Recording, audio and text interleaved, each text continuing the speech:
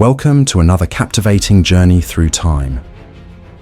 Before we dive deep into the events that shaped the course of history, make sure to hit that like button, subscribe to our channel, and turn on the notification bell so you never miss an exciting chapter from the past. Your support helps us bring these incredible stories to life, and we want to keep sharing them with you. Now, grab a comfy seat, maybe a cup of tea or coffee, and get ready to embark on an unforgettable adventure.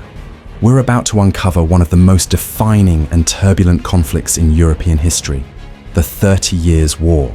Let's begin this incredible journey together, right now. The 30 Years' War is one of the longest and most devastating conflicts in European history, and its origins stretch far beyond mere territorial disputes. It wasn't just a war fought on the battlefield, but a clash of ideologies, religious beliefs, and political power. From 1618 to 1648, the war would involve many of Europe's most powerful nations, including the Habsburg Empire, France, Spain, Sweden, and the Protestant German states. But what truly ignited this catastrophic war? Was it a simple matter of power, religion, or something far deeper and more complex? The 30 Years' War was not just a battle for territory, but a fight for identity, belief, and the future of Europe itself. The roots of the 30 Years' War lie deep in the religious and political tensions of 17th century Europe. The Protestant Reformation, led by Martin Luther in the early 1500s, had already created a massive rift between Catholics and Protestants. By the time we get to the early 1600s, the divisions were even more pronounced, particularly in the Holy Roman Empire, where religious and political leaders were vying for control over vast territories. The immediate spark for the war came in 1618, when the defenestration of Prague occurred. Protestant nobles in Bohemia threw two Catholic officials out of a window, protesting the growing power of the Catholic Habsburg family.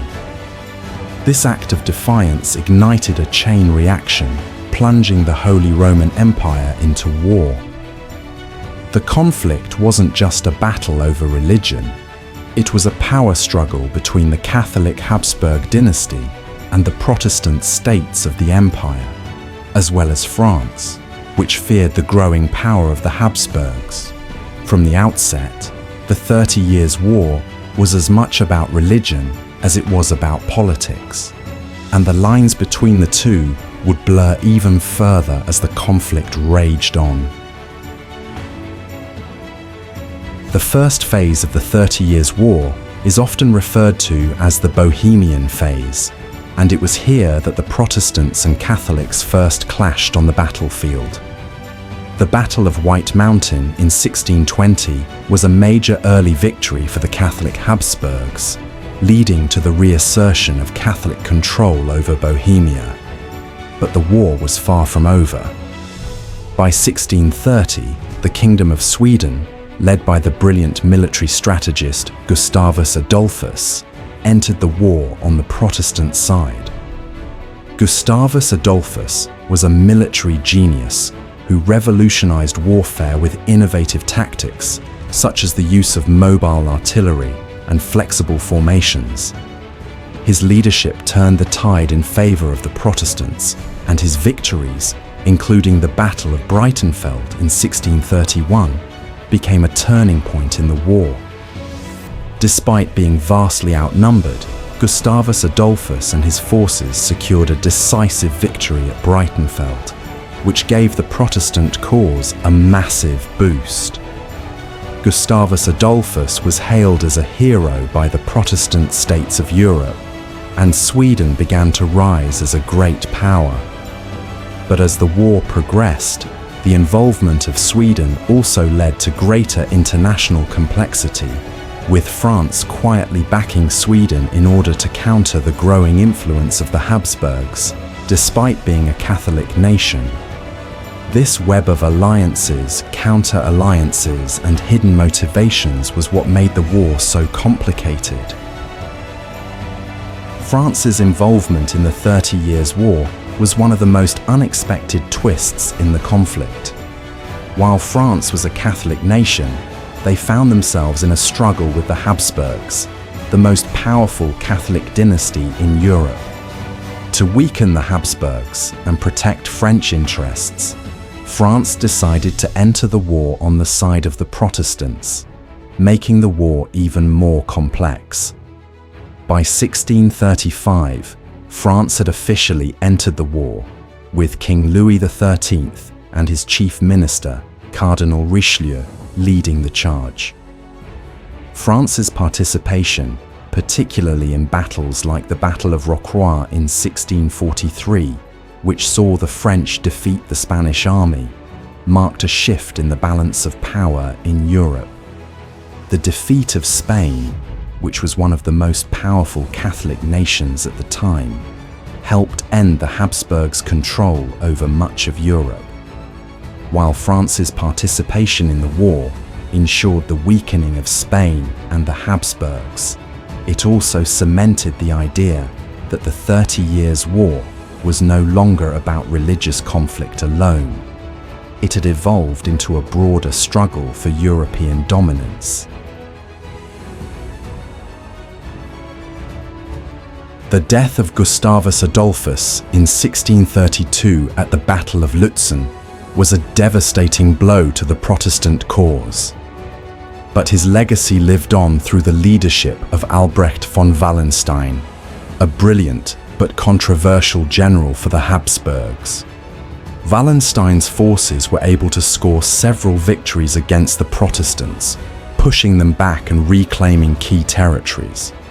However, Wallenstein's increasingly independent power and his growing influence led to tensions with the Habsburgs.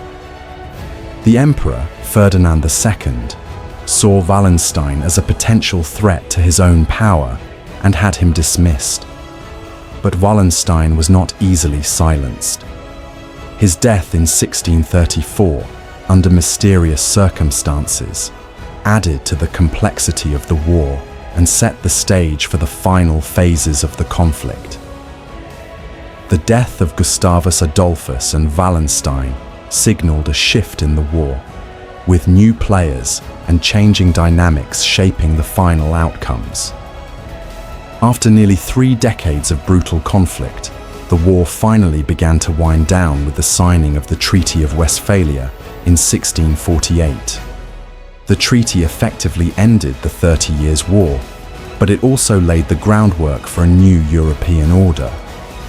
The treaty recognized the sovereignty of individual states, solidifying the concept of the modern nation-state. It also marked the end of the religious wars in Europe, with Protestantism officially recognized as a legitimate religion in Catholic-dominated areas. The Habsburgs, although still powerful, saw their influence weakened, while France emerged as the dominant power in Europe. But the cost of the war was immense. Europe had been ravaged by years of fighting, with millions of lives lost, economies shattered, and entire populations displaced.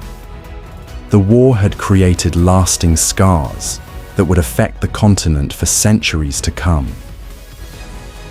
The 30 Years' War forever changed the political and religious landscape of Europe. It marked the decline of religious wars, the rise of modern nation-states, and the shift from a religiously unified continent to one dominated by competing powers. The Treaty of Westphalia not only ended the war, but also set the stage for the rise of France as the preeminent European power. The war also left a legacy of deep scars. Entire populations were decimated, economies were ravaged, and the devastation of the war caused lasting political instability. The horrors of the war, particularly the devastation of German territories, stood as a stark reminder of the brutality of conflict. As Europe slowly rebuilt, the 30 Years' War would come to be seen as a pivotal moment in the history of the continent. It had brought both destruction and transformation, laying the groundwork for a new European order that would emerge in the centuries to come. As we reflect on the 30 Years' War, it's clear that its impact reached far beyond the battlefields. It reshaped Europe, not only through the political changes brought about by the Treaty of Westphalia, but through the profound human suffering and devastation that it caused. The war serves as a grim reminder of the costs of conflict and the fragility of peace. Thank you for joining us on this journey through one of the most defining conflicts in European history. If you enjoyed this video, don't forget to like, subscribe, and leave your thoughts in the comments below. We'll see you in the next historical adventure.